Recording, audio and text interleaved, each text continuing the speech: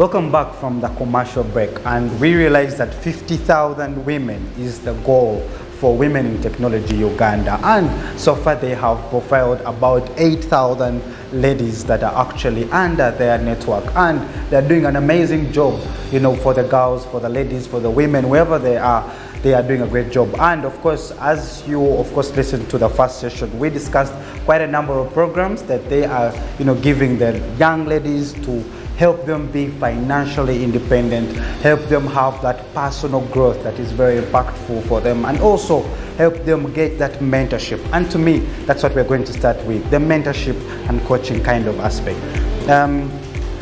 Divine, when we talk about mentorship, it's a very big, vast topic, which you realize that also the ladies today need, you know, for them to actually grow their mind and change their mindset. So talk to me about the mentorship and coaching programs that Women in Technology offers here. Yes, so thank you, and welcome back from the break too. In all our programs, mentorship is a big part. I'll start by talking about our, should I call it an association? A platform that we are putting together of all the women in STEM in Uganda. So it's still a baby, and we're still getting there. Maybe this program will help us reach more. It's called Women in Technology Network, so WITEC in short. So we're supposed to meet every quarter with an event. It can be both online and offline because we want to reach Gulu, Kisoro, etc.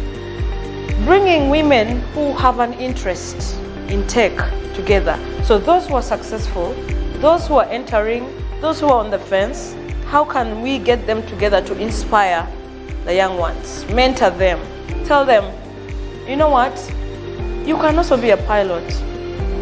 I'll show you the ropes. All our programs include membership. Remember the program I talked about, the Elevate program for the girls who are dropped out of school? They are with us for 12 weeks. They do life skills, basic computer training, and entrepreneurship.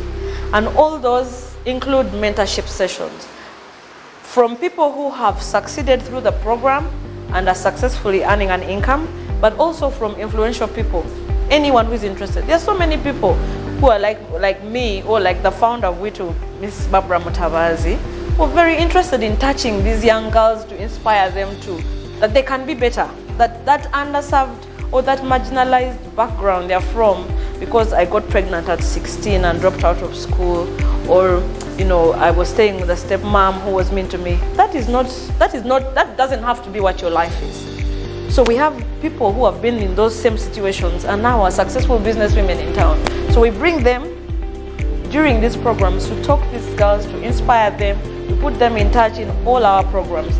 The WITI, which is the two-year diploma program, includes mentorship sessions every week. So somebody who is a successful technologist, a woman, even men, at that point it doesn't matter. Anyone can inspire you. It is a very, very big part of all our programs. They inspire each other, they mentor each other. We encourage them to work in groups so that even after they leave, remember you talked about the post-training. So we always encourage them to develop groups that build each other, that mentor each other. And then even after the program, they can continue to mentor. So mentorship is not just from someone who has made it. You can mentor your colleague, your age mate, but yes, very, very big. If you look at our staff, our team, there are many girls who are from our programs who end up being employees. They've learned the ropes, they're passionate, they want to help others, they want to mentor others. If you look at actually the staff for our institute, the Diploma Institute, half 50% of the facilitators or the teachers, what you call teachers, were originally in the institute. So mentorship is a very big part. They're both local, successful business people, successful technologists within, but also abroad. Remember I mentioned the employers that we have. If you look at our board, it has, you know, somebody from Cadence Systems where they're employing those 5 girls I talked about. But we have partners in the UK, wherever. We have hits in France that are very, very keen to actually see our girls develop. So they offer their time, they do it online, some of them come in person. We actually have guests coming from a partner of ours called Team for Tech. So they work with organizations like WITU all over the world.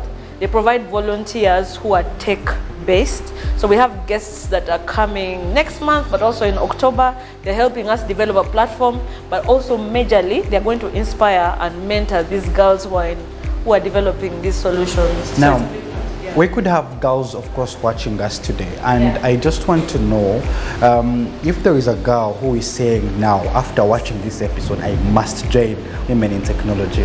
Do you have a registration process that they should know about? Okay. So, like I said, we have several programs. So, we're very accessible. I mentioned that before. First of all, I'd like to go back and say we are on Bukoto Street, plot 19. Very accessible, just on the street. No gate, nothing like that. Anyone can come, find out everything they need. But we also have an office in Barara. I don't know if I mentioned it. So because the demand is really high, because the interest is really high, we have an office in Barara that has the same setup. It's a co-working space. So if I'm a young girl and I want a place where I can access internet, access a computer, maybe to find a job, that is a place for you. No charge, come. We're online, we have a website, pt2.org, we have social media platforms, anybody can reach us from wherever they are. We have a dedicated team that is, responding to their queries. We're always putting out calls. So we have a cohort basis for all our programs, and we always put out a call. We put out a call online on all our social media channels. We also put out a call through our partners, but also walk in. What's the criteria you use to select the girls? Like in the beginning, I told you we work with underserved, marginalized girls. That is the target group would like, because they need that extra help. But we are looking at bridging the technological gender gap that involves all girls. So in terms of developing solutions that help everybody, any girl, but our programs, because they are funded by like-minded people who want to see these girls from those kind of backgrounds develop. It's usually, like I said, girls who maybe have dropped out of school, or who are passionate about tech but can't afford or have no access. Those are the ones that we usually target. Then also women in business as a whole. Anyone who wants to scale up their business. We usually have criteria depending on the cohort. So we put out a call saying, are you a woman business in the informal sector who has failed maybe to register your business, or who is not keeping who are writing their records in books, yeah?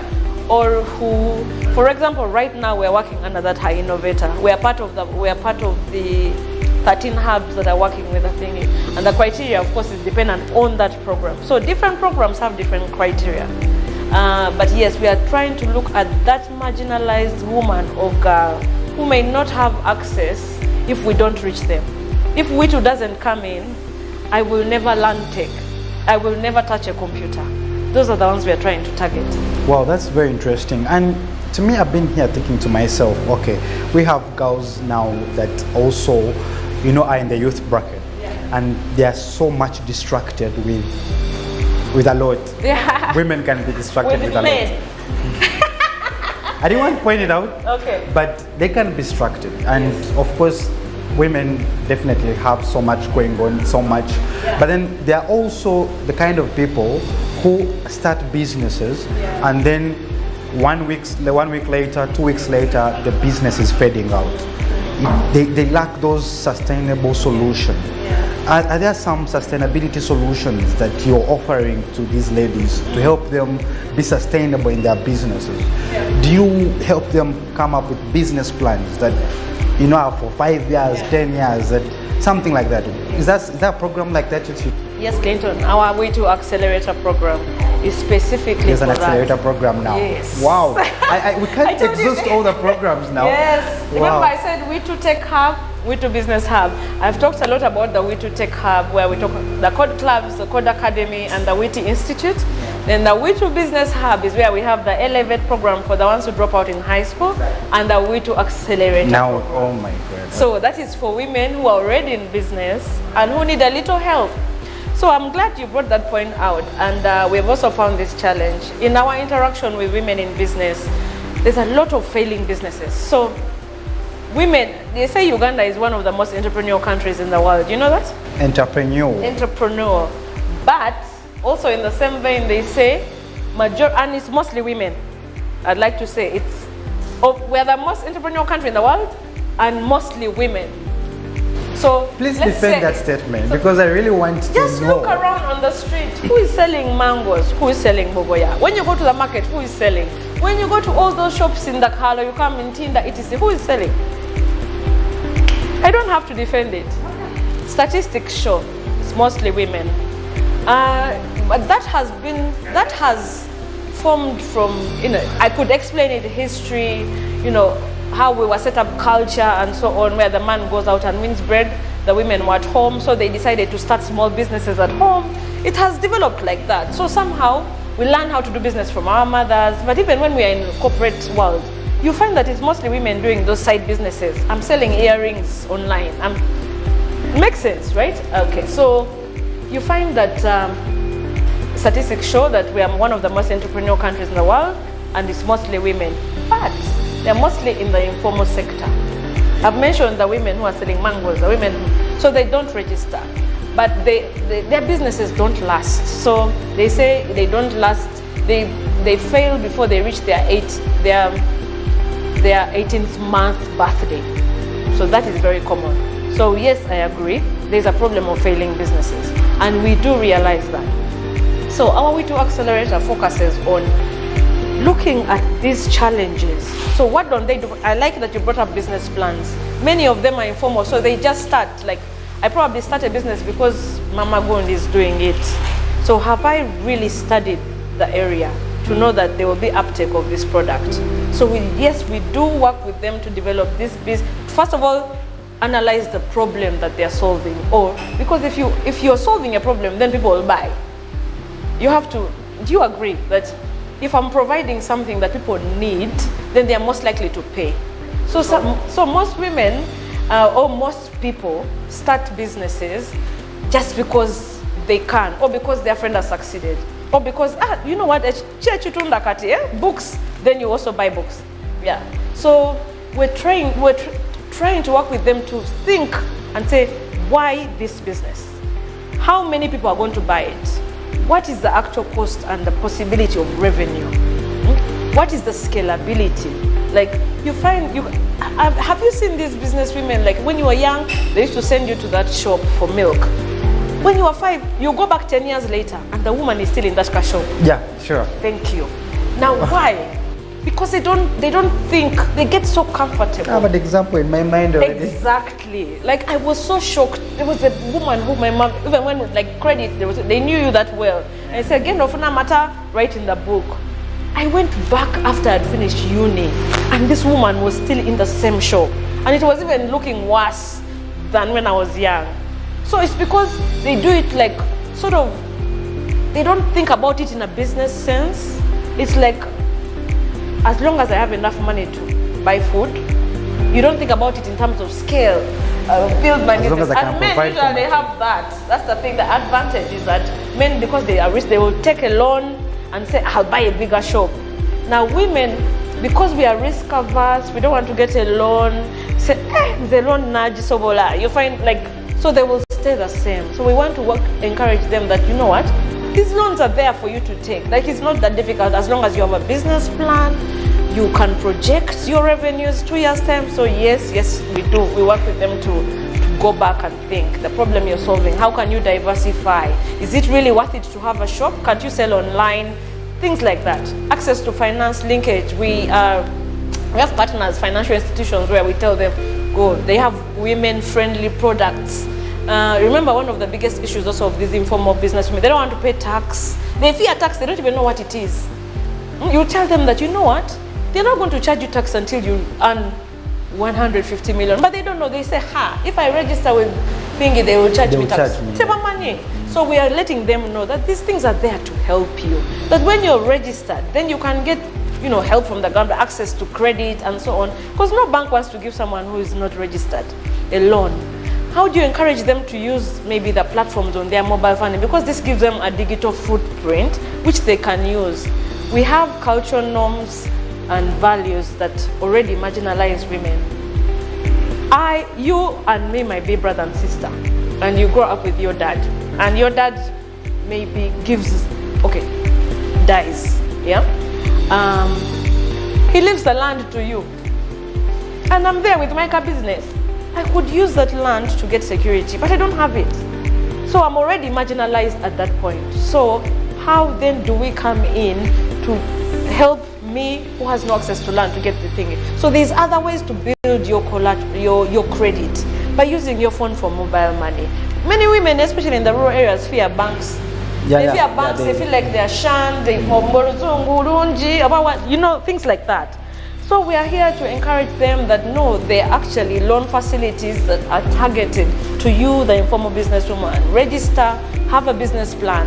You can pitch. There are people who want to put money in this business, like High Innovator.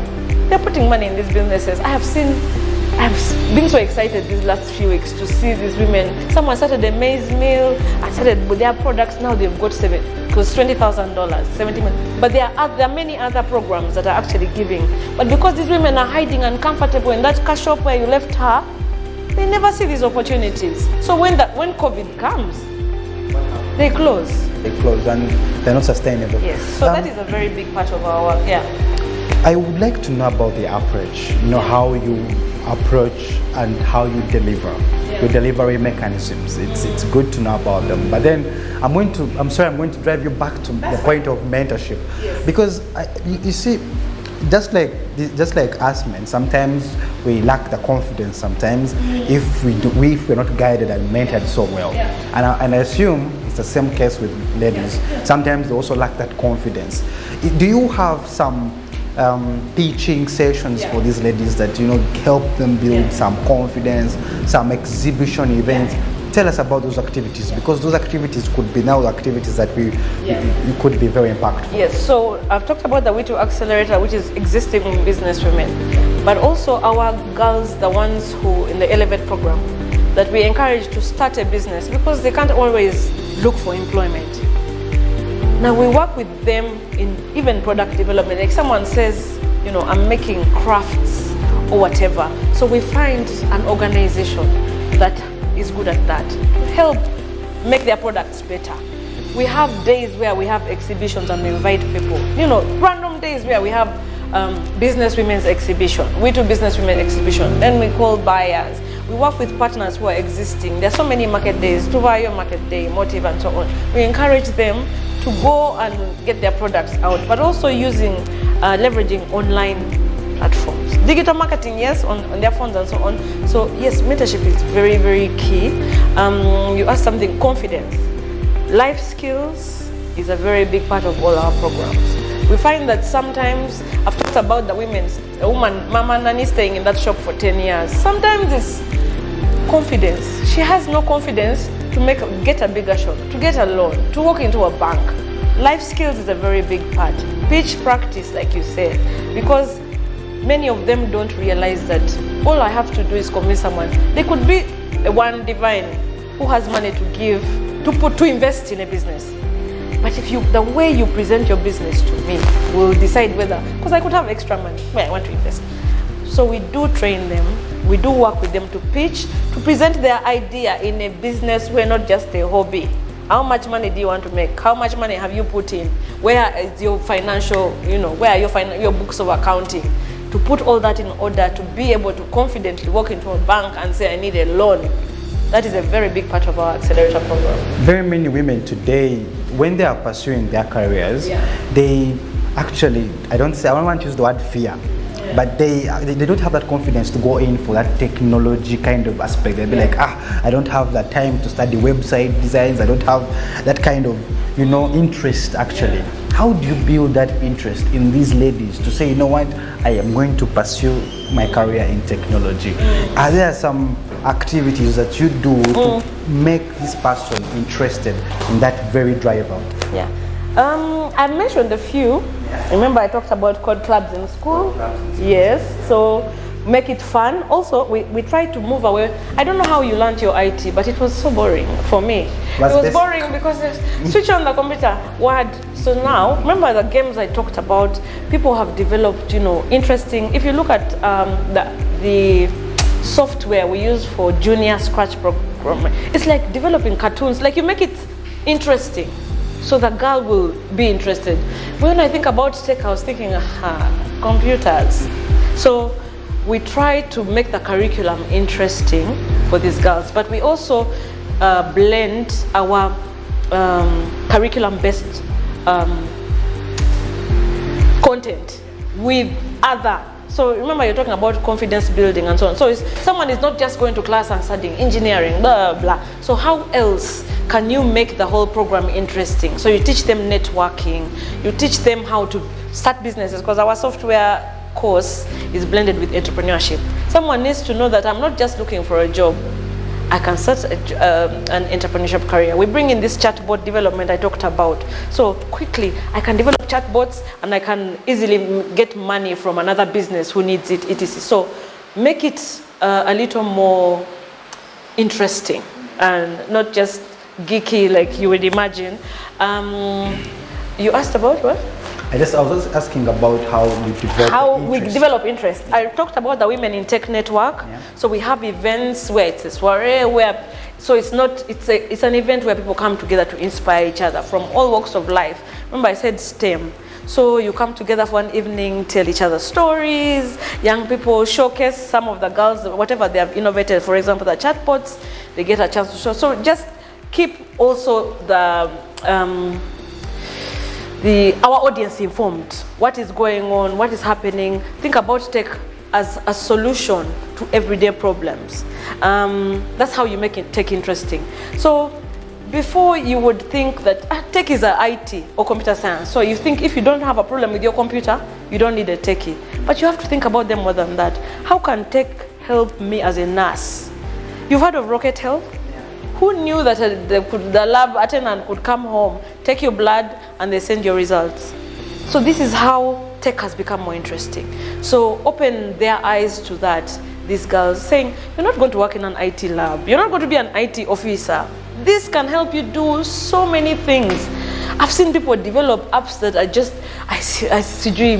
deliver medicine, to doing what. I saw in a certain documentary in Tanzania where they use those, what are those choppers that are remote control? Those small, the ones they use for cameras, for taking photos in, like when you go for a show.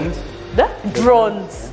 They use them to deliver medicine to unreachable areas. So you have to bring it that way, and that's why we do hackathons, because they're usually problem solving. So you make it interesting that way. You don't have to be a tech person to develop a solution. Yes, you can think about it, and then the techie will develop it, but make it interesting in that way. Think about it as tech is a driver for your business. You as a businesswoman, how can you benefit from tech without actually becoming a techie? E-commerce platforms, things like that. How do you reduce efficiency? How do you reduce inefficiencies in your company? Some people are still writing their records in books. Can you imagine just typing it out? If you've heard of IFRS for tax, it's just the ease of doing business. You can communicate to widening their markets. You ask someone, why do you think your business failed? Because they are in Bukoto. And yet another person is selling on Instagram to Lira people. Yeah, so that is how. So we keep, advocating and telling people, tech is here to make life easy. Not for just techies, for everybody. Everybody. I hate it so much that time is against us, but I am going to ask you one more question, and then we can be able to close. However much on the record, I would love to have another session. This is so amazing. Okay. But I just wanted you to walk us through the future goals, and those specific future goals for women in technology Uganda that you would love the people to know, and preferably you would want them to be involved in. Okay, thank you. You mentioned earlier how we want to reach 50,000 in our current strategic plan, so by 2027. And this is going to be a job for us and all our stakeholders. And this is a call to everybody. Let's work together. This can be done. If WITO has been able to do it since 2014, why not? We have these programs that I've been talking about, the ongoing calls. We have a new cohort for the Diploma Institute that's starting. The call is actually closing this week. So whoever is out there and would like to enroll, girls who have got up to S6, have a passion for IT, software engineering, passed their science, please, the door is open. I mentioned their address. We're also big in digital literacy. I forgot to mention. One of the limiting factors of women leveraging the digital economy is that they don't know how. They don't know how to use the. It's one of the big plans we have. I'm very inside, and I'm very happy that women now have a chance. I hope this organization makes you feel better to know that women now can have a chance to do something. It does. Good. For the ladies that are watching us today, thank you so much for being a part of us today. Thank you so much for being a part of this program. And I believe that if you're out there and you're involved and interested in technology, and you're a lady and you feel like there's no opportunity for you, you feel like you need a platform that can help you upscale your business, Women in Technology Uganda is right here to help you, mentor you, coach you, make you a better lady, make you reach that element of being financially independent, and even for your personal growth. They are there for you, and they all have their details on their social media platforms and their website. Thank you so much for being a part of Smart Tech. Thank you so much for being a part of Smart 24 TV. We love you. Stay smart, stay connected.